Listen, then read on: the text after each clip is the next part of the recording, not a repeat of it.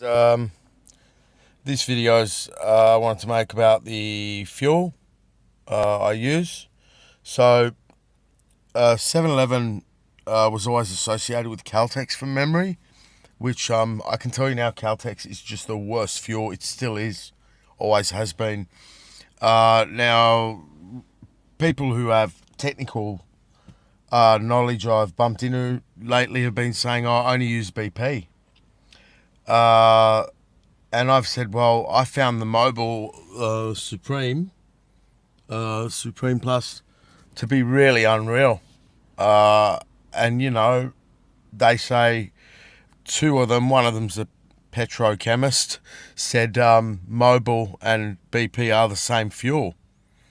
So what I want to discuss is how much fuel you're going to fill up.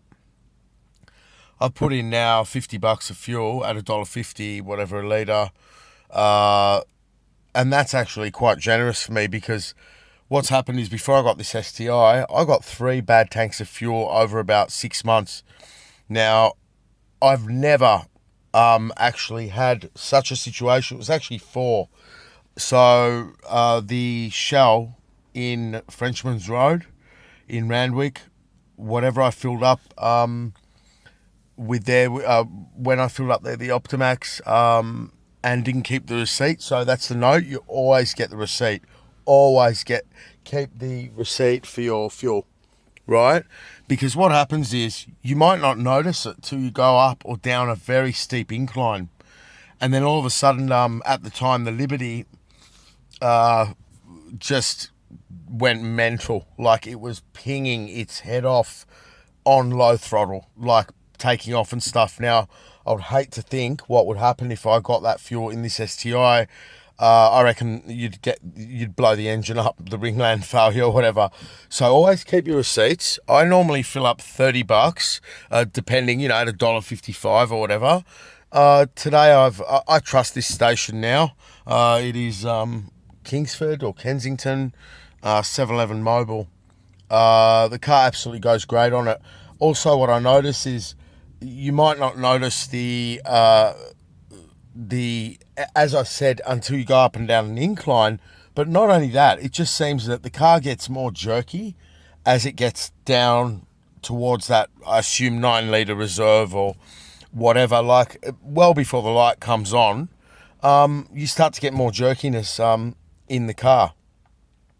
So fuel consumption is consistently sitting at about 14.4, which I expected. Really bad, especially compared to the Rexy. But that's the sacrifice we make for this car. And I well and truly knew that economy is as bad as it is. What else was I going to mention? So keep your receipts. Don't ever fill up too much, especially if you're not familiar with the station. Also, the other tanks I got, so there was 4. One was out of Jindabyne, which I should have known. I was in the Liberty and there was nowhere else. The pump took about 10 minutes to start working. It was a Caltex. My car just was fucked. And 2 of the bad other tanks were from Shell. The one on near the city, Flinders Street, South Dowling Street. After I got that bad tank, the whole station got torn up.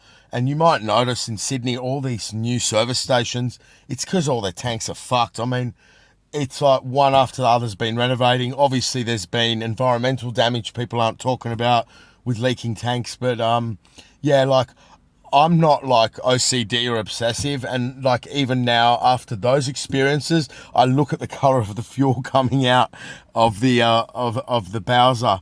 And the other tank I got was BP. And I'll not mention where that station is because I'm sort of mates with the owner. But it's like whenever you tell any of them that you got a bad tank of fuel, they're like, oh, but that's impossible. No, it's not. Because on most of those occasions, the car only displayed that the fuel was really bad after it had gone over up and down sort of things, and when the tank got lower, as the contamination mixes. We all know with water and fuel that they separate. So, you know, I've always repaired people bringing in diesels with petrol in them, and, you know, occasionally repair, drain tanks and that. Never have I really experienced such bad fuel, all in such a short time. So despite what these stations say, yeah, the fuel is shit. So if you're going to hear any detonation or feel something's not right, put it into intelligent mode and stay off the boost. You know, on a sunny day, if you're going to see lack of performance and you're going to see this grey haze behind you, that's the detonation knocking the carbon out of the cylinders.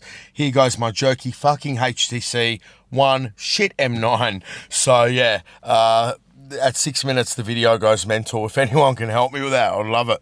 Anyway, yeah, that's that for tonight. Thanks, guys.